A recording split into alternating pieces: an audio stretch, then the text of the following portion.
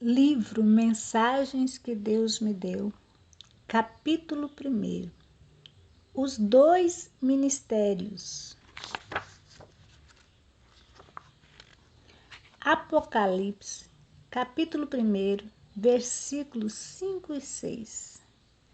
E da parte de Jesus Cristo, a fiel testemunho, o primogênito dos mortos e soberano dos reis da terra, aquele que nos ama e pelo seu sangue nos libertou dos nossos pecados e nos constituiu reino, sacerdotes para seu Deus e Pai. A ele a glória e o domínio pelos séculos dos séculos. Amém.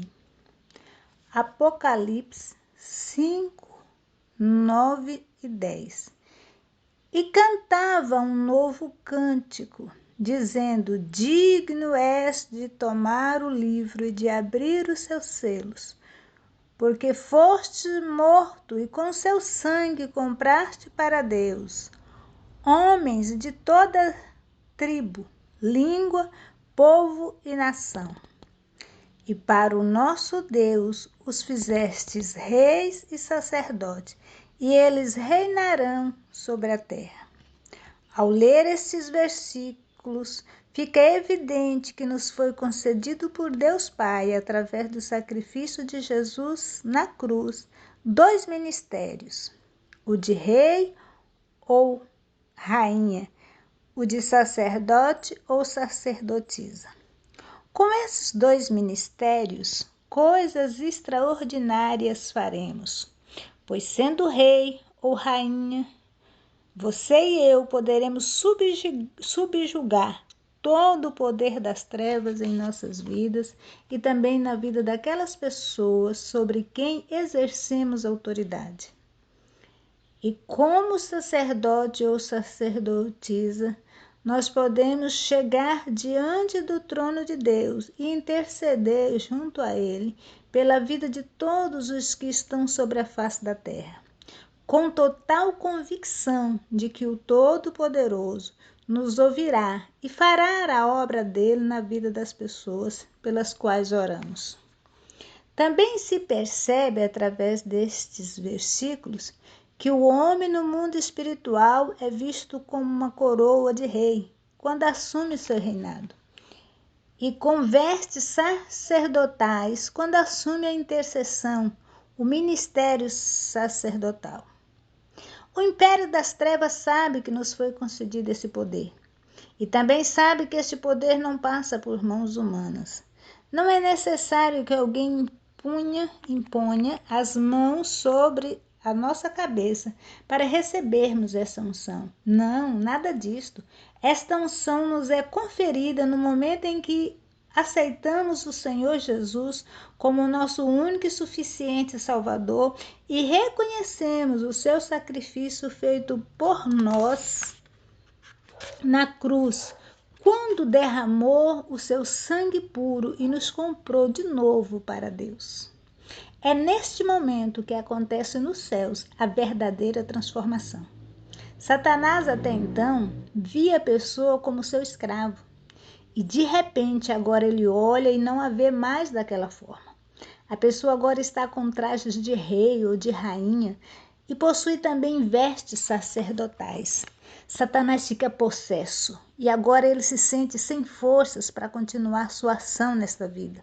Mas Satanás pensa: espera aí, ainda tenho um meio de continuar escravizando esta alma. Ainda posso deter todo esse poder. Seus comandados lhe perguntam como? E ele diz: não deixando que ela conheça seus direitos, não deixando que ela saiba a sua posição que ocupa. E mais uma vez, seus comandados lhe perguntam: como? E ele sagazmente responde, colocando nela o desânimo para ler a Bíblia, para ir à igreja, impedindo que ela faça qualquer curso bíblico. E assim, infelizmente, Satanás tem conseguido muito êxito. Muitos filhos de Deus não sabem o poder que tem em suas mãos. Por isso, vemos muitos muito pouco do poder nos dado por Deus sendo usado. Isso se dá por diversos motivos. Um deles é que muitas pessoas passam pelo novo nascimento, mas não buscam conhecer aquilo que agora é delas por direito. Não têm em si um desejo de conhecer o que Deus preparou para elas. Apenas conformam com a salvação, mas nem se dão conta de que está a seu dispor um poder tão grande e que com ele não só suas vidas serão uma bênção, como também a vida daqueles que o cercam. É por isso que encontramos tantas pessoas desiludidas com seu Deus. Mas se formos observar, foram pessoas que nunca fizeram um estudo minucioso da Bíblia, nunca frequentaram uma escola bíblica, passaram a vida toda na igreja, alimentando-se apenas com a palavra pregada nos púlpitos da igreja. Glória a Deus pela palavra pregada nos púlpitos. Mas para se achegar a Deus de forma que possa extrair mais da sua essência divina, é necessário um maior comprometimento, que vai além daquele alimento dado nos púlpitos.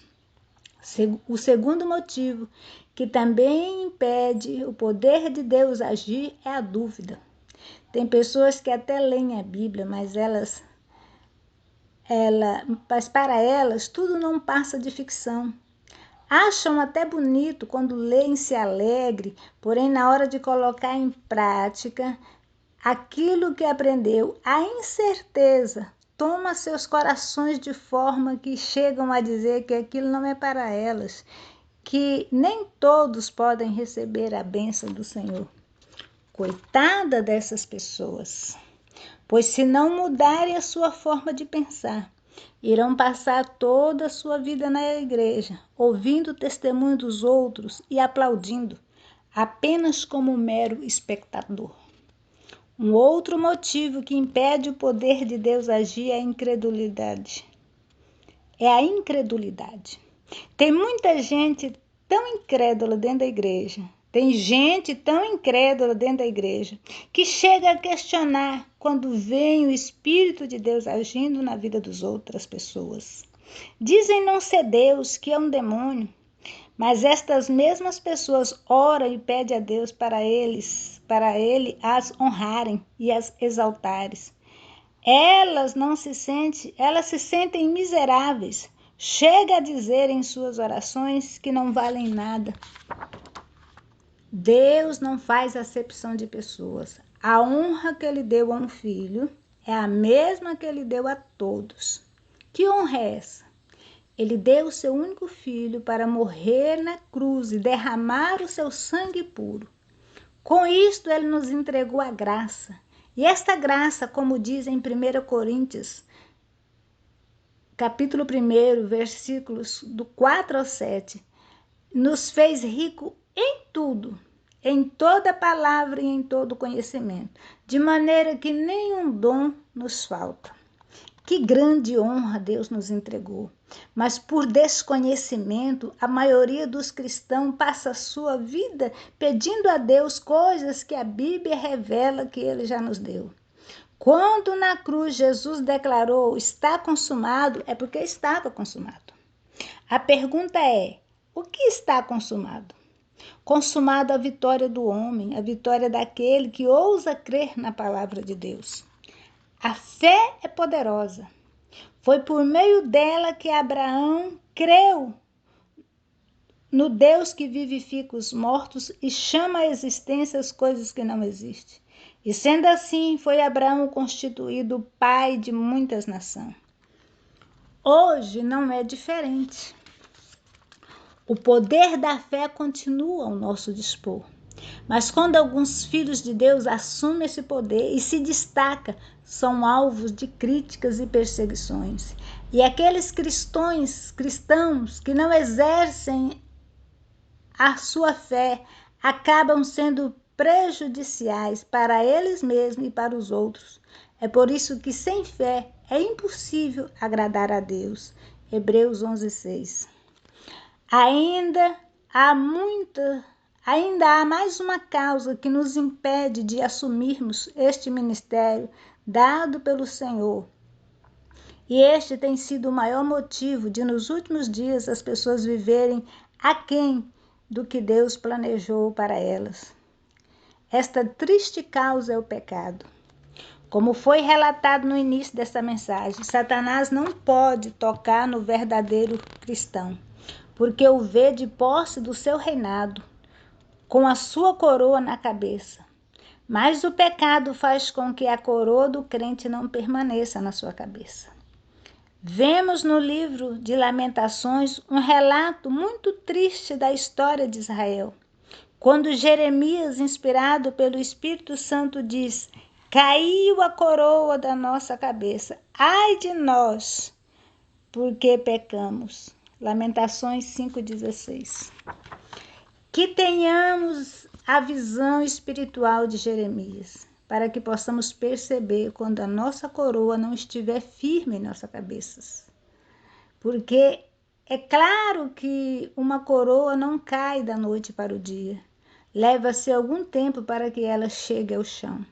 Deus sempre nos mostra, através da sua palavra, quando esta coroa está prestes a cair. O problema é que, quando ela não está na posição correta, perdemos a sensibilidade para ouvir a voz do Senhor. Ficamos alheios à vontade de Deus para nós e começamos a tomarmos decisões por nós mesmos. Às vezes vamos tão longe que nem percebemos que não só a coroa de rei caiu, como também sujamos as vestes espirituais que são santas. No livro de Êxodo, quando Deus disse a Moisés que tinha chamado e capacitado a Bezalel, filho de Uri, para fazer a obra do tabernáculo, Deus disse que ele faria as vestes santas de Arão. Êxodo 31:10. Na antiga aliança, Moisés aspergiu do azeite da unção e o sangue de animais nas roupas de Arão e seus filhos para santificar. Hoje, nossas vestes são lavadas no sangue de Jesus e a unção do azeite é a presença do Espírito Santo em nossas vidas. Quando perdemos a noção do valor do sangue de Jesus e do quanto precisamos estar cheios do Espírito de Deus, é porque a coroa já não está mais onde deveria estar. Se percebermos que já não damos mais tanta importância para as coisas de Deus como quando o aceitamos, já é um grande sinal.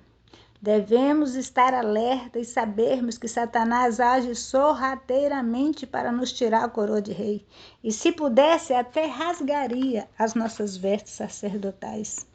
Satanás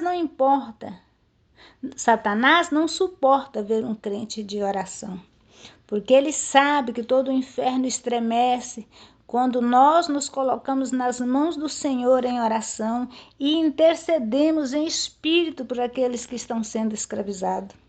Satanás sabe que se intercedermos com vestes santas e coroas nas nossas cabeças, Deus nos ouvirá e salvará o pecador das suas garras. É por isso que Satanás não mede esforço, trabalha dia e noite para nos tirar da visão da eternidade e nos levar a ver somente este mundo. Porque assim como a unção para os dois ministérios não passa por mãos humanas, assim também não está ao alcance de algum outro homem manter essa unção na nossa vida. Somos nós os principais responsáveis para que o nosso reinado não venha enfraquecer. Coisa triste é um reinado fraco. Todos os que estão presentes nele perecem. Em outras palavras, quando pecamos e enfraquecemos em nossa fé, todos em nossa volta perecem. Quando não reinamos onde era para reinarmos, logo vem outro e ocupa a nossa posição. O reino espiritual não é muito diferente do reino terrestre. Aqui na terra, um cargo de presidente ou mesmo de um rei não pode ficar desocupado. Até para fazer uma viagem, o presidente deixa o vice no seu lugar, porque se ficar vago, virá outro que também almeja aquele cargo e ocupará. No mundo espiritual acontece o mesmo. Se você não reinar no seu corpo, a doença reina. Se você não reinar na sua família, os vícios, a prostituição, a pornografia reina. Se você não reinar em sua mente, ocupando com bons ensinos, Satanás entra e reina com a depressão, com a síndrome do pânico, com o desejo do suicídio.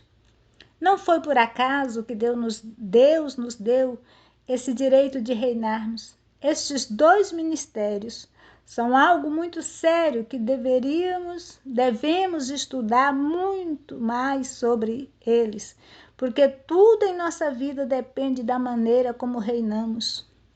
Mas insisto em dizer que por ignorarmos ou por não fazermos caso, vivemos como um barco à deriva. Onde parar está bom.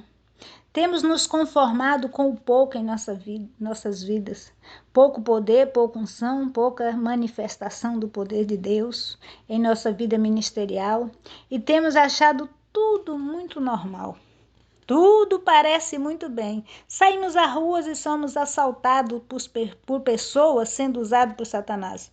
Olhamos nas calçadas e vemos a imagem e a semelhança de Deus dormindo no chão, bêbadas e drogadas, e seguimos o nosso caminho como se não fosse da nossa conta.